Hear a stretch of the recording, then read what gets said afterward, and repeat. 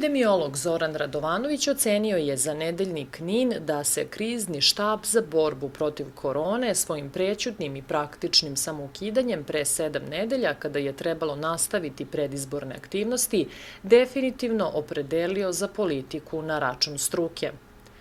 Autoritet kriznog štaba dodatno su urušavale korekcije njegovih odluka sa vrha izvršne vlasti, naveo je Radovanović. On je napisao i da epidemiološka teorija i praksa mnogih zemalja pokazuju da se popuštanju mera mora pristupiti oprezno i postupno, tako da se odustaje od jedne po jedne zabrane, uz praćenje efekata. Kod nas je od prvih dana maja, kada je ukinuto vanredno stanje, epidemijska kriva prestala da ponire. To je morao da bude jasan signal za uzbunu, naveo je on. Prema njegovim rečima, ako su zdravstvene vlasti na čelu sa kriznim štabom ranije grešile, a jesu, to je ljudski i oprostivo je. Istorijsku odgovornost, međutim, preuzele su zbog svesnog prihvatanja gesla izbori iznad i umesto života. Kockarski su držali lonac sa vrelom vodom na jakoj vatri u nadi da poklopac pritisnut ciglom neće eksplodirati pre 21. juna. Logika je bila posle šta bude, naveo je Radovanović.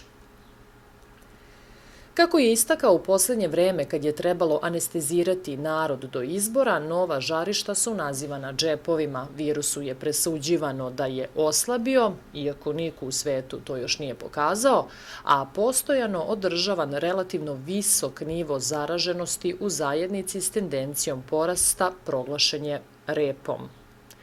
Prema njegovim rečima, može se pretpostaviti da se do početka leta u Srbiji zarazilo 20 puta više ljudi nego što pokazuju zvanični podaci.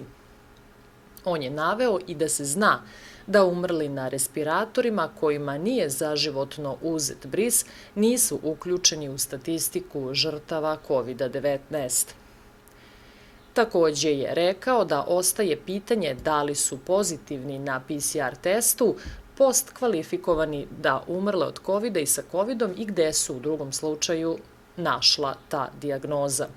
Slobodan utisak je da stvarnih žrtava je moglo da bude 2 do 3 puta više, naveo je Radovanović u autorskom tekstu nedeljnika NIN.